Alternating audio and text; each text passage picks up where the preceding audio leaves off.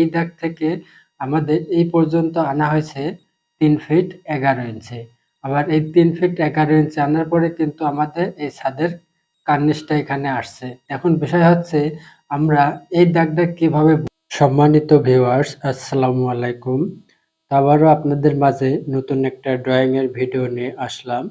এটা হচ্ছে ছাদের লেআউট প্ল্যান। এই প্ল্যানটা দেখে আপনারা একটি ছাদের সম্পূর্ণ কাজ করতে পারবেন এবং বিশেষ করে প্রথম ছাদের যখন শাটারিং করতে যাবেন তখন কিন্তু আপনাকে এই প্ল্যানটা অবশ্যই বুঝতে হবে। আর এই প্ল্যানটা যদি আপনি না বোঝেন তাহলে কিন্তু আপনি একটি ছাদের শাটারিং কখনো সম্পূর্ণরূপে ক্লিয়ার করতে পারবেন না। আজকের এই ভিডিওর মাধ্যমে আমি আপনাদের দেখাবো যে ছাদের লেআউট প্ল্যান দেখে আপনারা কিভাবে খুব সহজেই একটি ছাদ সম্পূর্ণ শাটারিং করতে পারবেন। তো এই প্ল্যানটার কাজ হচ্ছে আপনারা এই যে বিমগুলো দেখতে পাচ্ছেন, এই বিম থেকে ছাদের কার্নিশ কত দূর বের হবে,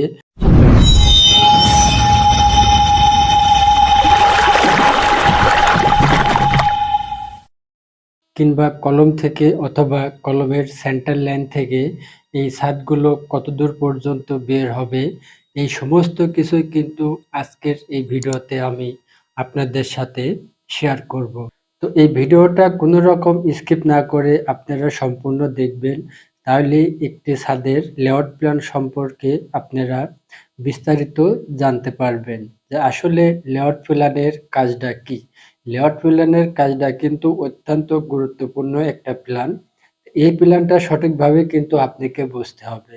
তো এখানে দেখুন যে প্ল্যানটার যে ছাদগুলো বের হয়েছে, এটা কিন্তু আপনাকে সর্বপ্রথম বুঝতে হবে যে আমাদের ছাদটা কলম থেকে অথবা বিম থেকে কতদূর পর্যন্ত বের হলো। তো এই জিনিসটা বুঝতে হলে পারে আপনাকে এভাবে এখানে খেয়াল করতে হবে। যেমন দেখুন এখানে কিন্তু অনেকগুলো দাগ আছে, আর এই অনেকগুলো দাগের মাঝে আমাদের খুঁজে বের করতে হবে আমাদের ছাদটা কতদূর পর্যন্ত বের হলো। তো সংক্ষেপে দেখুন এখানে এটা হচ্ছে ছাদের রড, আর এই ছাদের রডটা কিন্তু আপনার এই দাগ পর্যন্ত আসছে। তাহলে খুব সহজে আপনাকে বুঝে নিতে হবে যে ছাদের কার্নিশের আউট আপনার এই দাগটা। এখন এই দাগটা আপনাকে এই কলম থেকে কিংবা এই বিম থেকে অথবা কলমের সেন্টার থেকে কতদূর পর্যন্ত বের হয়েছে এটা কিন্তু আপনাকে জানতে হবে। এখানে দেখুন যেমন এখানে দেখানো হয়েছে এই দাগ থেকে আপনার এই দাগ পর্যন্ত আছে 1 ফিট 6 ইঞ্চি। আবার আমরা যদি একটু সামনের দিকে আগায় যাই তাহলে দেখুন এই দাগ থেকে এই দাগটা 9 ইঞ্চি নিচে আছে। কিন্তু এখানে কিন্তু আপনাকে দেখানো হয় নাই যে কলম অথবা বিম থেকে আপনার এই দাগটা কতদূর পর্যন্ত আসছে। আবার দেখুন এই পাশটায় যদি আমরা আরেকটু সামনের দিকে আগায় যাই তাহলে আরেকটু বুঝতে পারবো যে এইখানে দেখুন দেখানো হয়েছে 1 ফিট 8 ইঞ্চি। এবার এইখানে দেখুন এই দাগ থেকে এখানে দেখানো হয়েছে আপনার 14 ইঞ্চি। আবার এই দাগ থেকে এখানে দেখানো হয়েছে আপনার 14 ইঞ্চি। আবার এই দাগ থেকে এখানে দেখানো হয়েছে 5 ইঞ্চি। এগুলো আমাদের কিন্তু সঠিকভাবে বুঝতে হবে যে আমাদের এই দাগগুলো আমরা কিভাবে বুঝবো আর কিভাবে আমরা এই দাগগুলো বুঝে কাজ করব।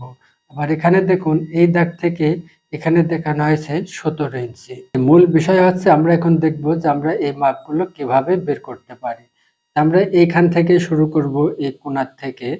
এই যে এখানে আমরা আপনারা দেখতে পাচ্ছেন খুব সুন্দরভাবে কিন্তু একটা মাপ দেওয়া আছে। দেখুন প্রথমত আপনাকে কিন্তু এই দাগটা খেয়াল করতে হবে, আর এই দাগের থেকে কিন্তু আপনাকে এখানে মাপটা দেখানো হয়েছে। এখন দেখুন এখান থেকে এই দাগ থেকে আমাদের এই পর্যন্ত আনা হয়েছে 3 ফিট 11 ইঞ্চি।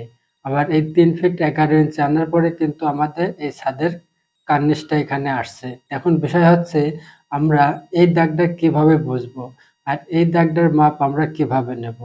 এখন এই দাগটার মাপ নিতে হলে পারে আপনাদের দেখতে হবে কলমের যে গ্রেড লাইন আছে অথবা কলমের যে সেন্টার লাইন আছে সেটা কিন্তু আপনাকে দেখতে হবে।